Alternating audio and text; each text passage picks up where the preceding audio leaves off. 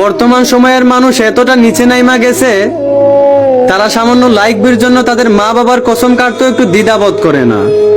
কিছু মানুষ তো আল্লাহর কসমও কাটে। যেই 6 বছরের বাচ্চা মেয়েকে শেখানোর কথা ইসলাম, সেই 6 বছরের বাচ্চা মেয়েকে দিয়ে মানুষ টিকটকে ভিউ অর্জন করে। সাধারণ মানুষকে নিয়ে কি বলবো, এখন তো কিছু হুজুররাও টিকটকে আইসা নষ্টামি করে। যেই বয়সে নারী পর্দায় থাকার কথা, সেই বয়সে নারী বেপর্দায় চলাফেরা করে।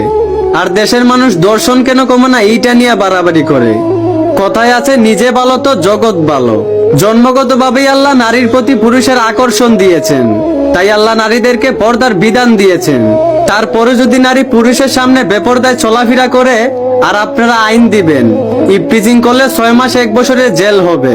ঘরে বিড়াল থাকতেও যদি আপনি সুটকিটাকে সেফে না রেখে বিড়ালের সামনেই রাখেন, আবার বিড়ালকে ওয়ার্নিং দেন, সুটকি খেলে তোমাকে 10টা বেদ দেওয়া হবে, তাহলে বিড়াল বলবে তোমার এই ফালতু আইন আমার ঠেঙ্গেও মানে না। ঠিক তেমনি দেশে পুরুষ থাকতেও যদি নারী পর্দায় না থাইকা বেপর্দায় চলাফেরা করে আর আপনারা আইন দিবেন ইফটিজিং করলে 6 মাস 1 বছরের জেল হবে, তাহলে আপনাদের আইনও দেশের মানুষ ফালতু মনে করবে। কথাগুলো বুঝে থাকলে ধন্যবাদ।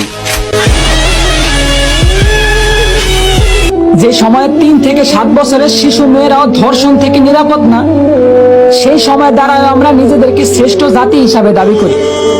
যে সময় ফ্রি মিক্সিং ভাবে পড়ালেখার কারণে বিভিন্ন জায়গায় শিক্ষক দ্বারা ছাত্রীরা ধর্ষিত হইতাছে, সেই সময় দ্বারাও আমরা শিক্ষার মানদণ্ড নির্ণয় করি।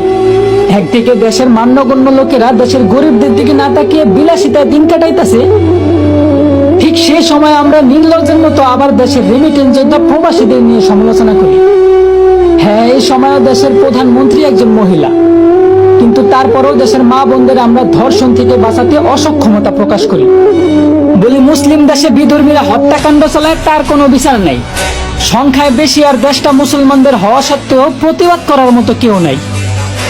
আসলে আমি মনে করি কি ভাই, আমাদের দেশে ইসলামের পক্ষে সঠিক বিচারই নাই।